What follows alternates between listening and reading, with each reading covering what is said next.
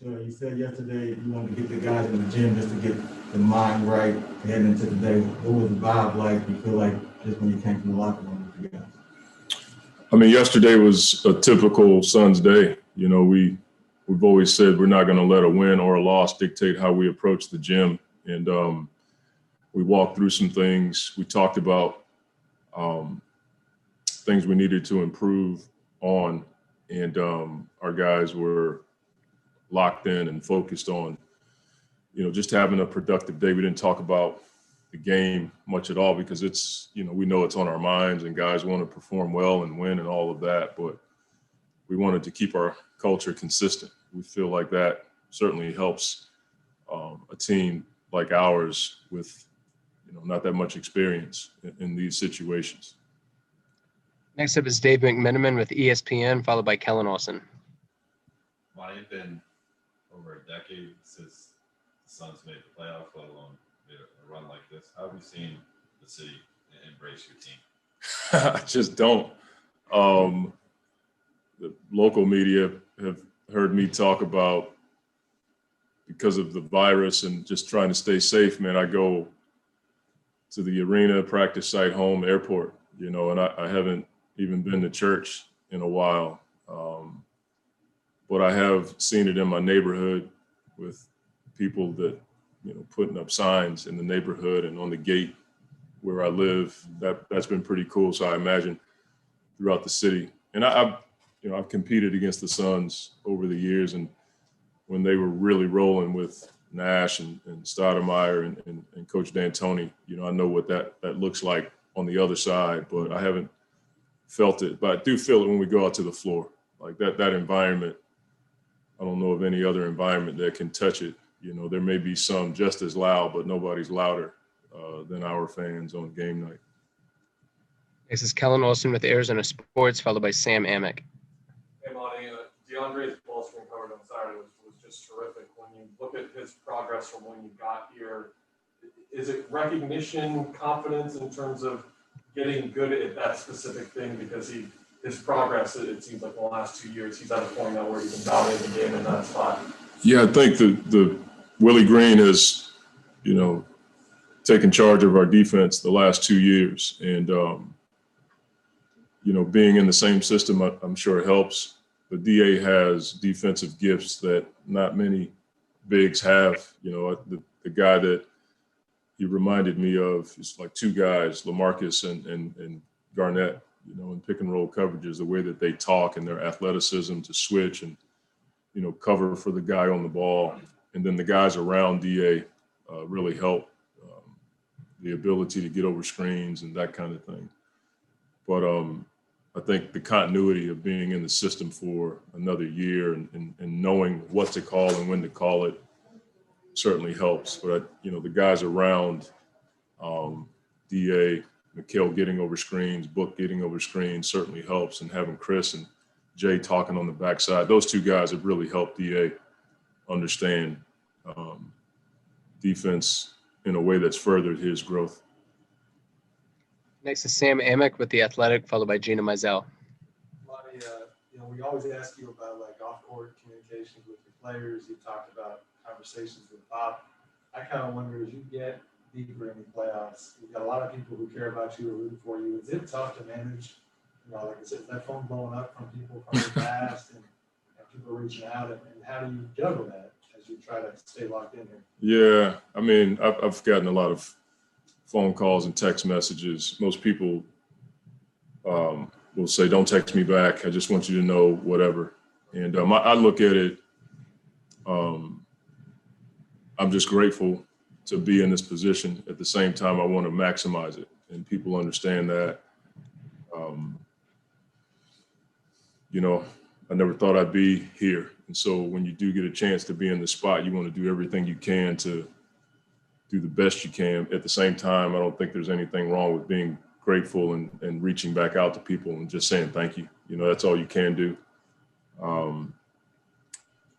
But for the most part, it's been the same people. My high school coach texts me just about every day to kind of give me a point or two. You know, from Brett Brown to Nate, Doc, different coaches I've worked with.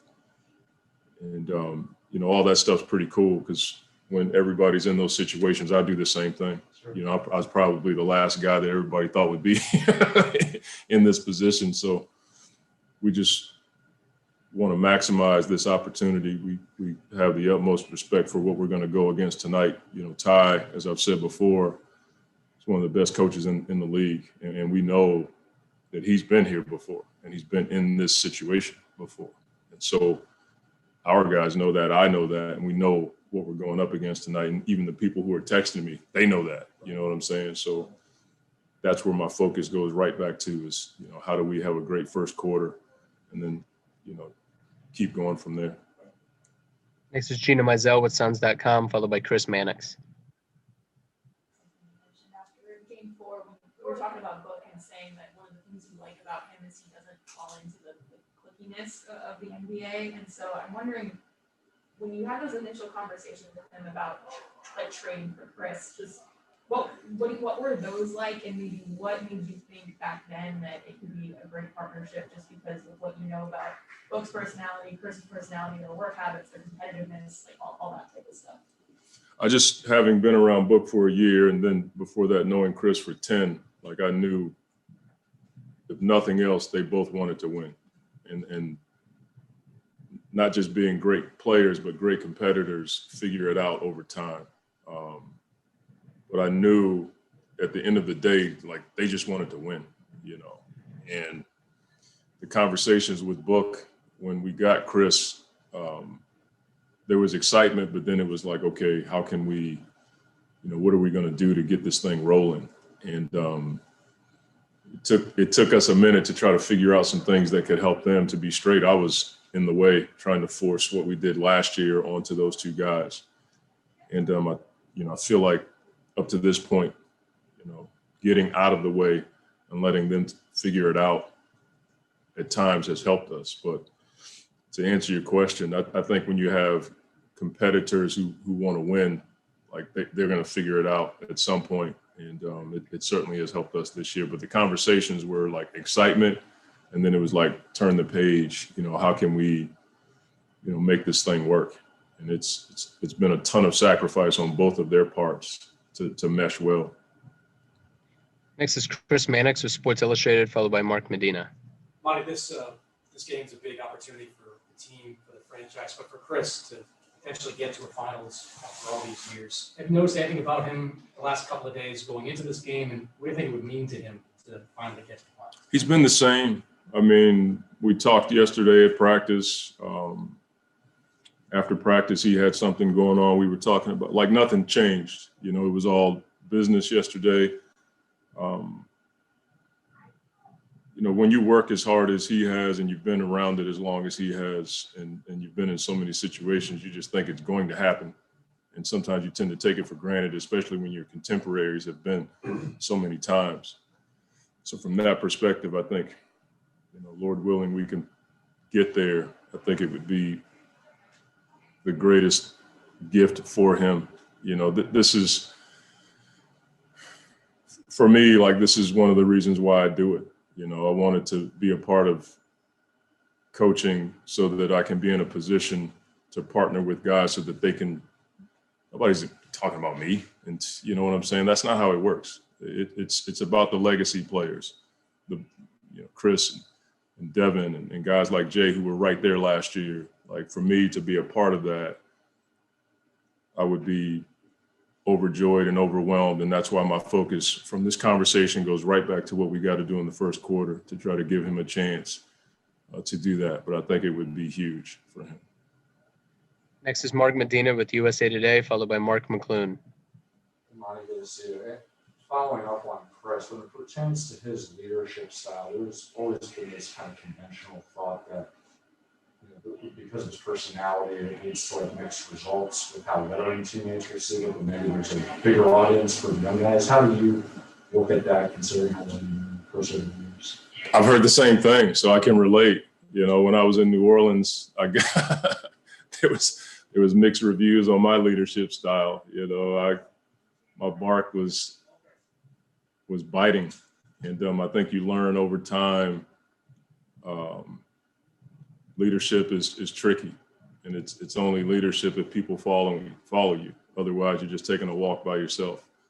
And I think we both, especially Chris, would tell you he's made adjustments to fit the situation.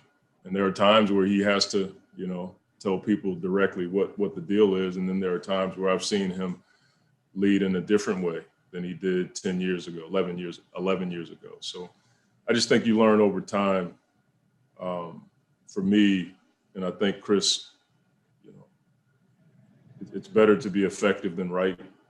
And sometimes when you're in leadership positions, if you feel like you got to be right all the time, you're probably going to be by yourself, trying to figure out ways to be effective and bring everybody along with you can serve you well. And that's what I've seen with him. I mean, the time that he spends with our players at his house or Book's house, or the dinners that these guys have, I don't know where they get the energy. And then he's on the phone with MBPA and somebody at the White House. It's like, I don't know where he gets all that energy from, but I'm sure through all those experiences, he's learned different ways to be effective in leadership. Next is Mark McClune with Channel 3, Channel 5, followed by Jovan Buha. Hey, Monty, you talked a lot when you first got here about how great of a stop this used to be in the NBA and trying to bring it back. And what has it been like to play in front of these crowds at this arena at home during the playoffs? And what kind of atmosphere do you expect tonight?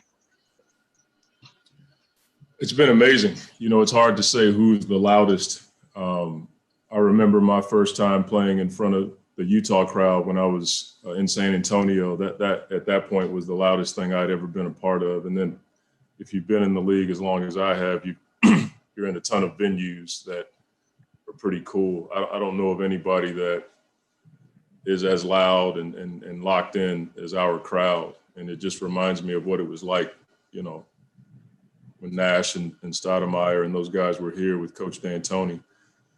So to answer your question, it certainly is cool when you first walk out there. And then when I get the clipboard, I kind of lose. I can't even focus on it anymore. So I'm sure it gives our guys juice to play in front of that many people going that crazy when you're out there making plays. And we hope it's an advantage for us tonight. Good time for three more. Next is Jovan Buha with The Athletic, followed by Sierra Santos. Hey, Monty, back here. How's Cam Payne doing physically after the ankle injury? And after rewatching Game 4, do you feel like there's maybe ways to get him more involved with Chris back now? He seems to be doing fine. He had a good workout yesterday. I think he's involved just about as similar as he was when Chris was playing before. When Chris was out, he had more opportunities. And so with Chris being back and Book being out there and McHale and DA, it limits your touches, so to speak. I mean, somebody told me that DA's shots were down by 5 this year. And we have Chris and, McHale's, Jay's out there. So it's hard, but good for us, but hard for the individual. I think Cam just wants to win. I don't think he cares about touches. He wants to win the game. And so we're just going to, play in our normal structure. And if you have the shot, take it. If you don't, get off of it and go from good to great. That's who we've been. That's who we're going to be. Final two questions are Sierra Santos with Fox 10 and Melissa Rowland. Hi, Monty. You mentioned what it would mean for Chris to close this out and go to the finals. What would it mean for you? Have you allowed yourself to kind of visualize that yet? I think it's natural to do that. I'd be lying if I didn't tell you the truth and say I didn't think about it, but my mind goes right back to, preparation and getting ready for the first quarter and actually for the film session. And so I try not to do it. It's a natural tendency, but that's something that I try not to stay in that line of thinking. Pop taught us as coaches to just continue to pound the rock. You never know when it's going to crack. It just comes from that Jacob Riis poem. And that's been my mindset, is to just live in the moment and be present with where you are. Final question is Melissa Rowland with Fox Sports. Hey, Monty. Chris made it pretty clear to us that he's a bit superstitious about the 3-1 series lead and that he didn't really want to talk about it. I'm curious, has he been like that around you guys as well? Has that been like the thing over the last 2 days that like you guys just like don't mention?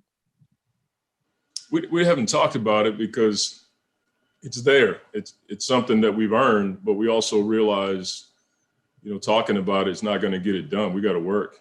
And as far as it being superstitious, I haven't been here enough to have any superstitions. You know what I'm saying? So for me, it's like, I can't relate. Chris has played in, you know, 500 playoff games, whatever it is. I have not, nor coach. So I don't have many superstitions. I'm going to walk out this room and, you know, get ready for the film session and get ready for the game. If superstitions worked, I'd be undefeated. And so that's pretty clear that they don't work. I'll be praying a lot for sure. So you can count on that.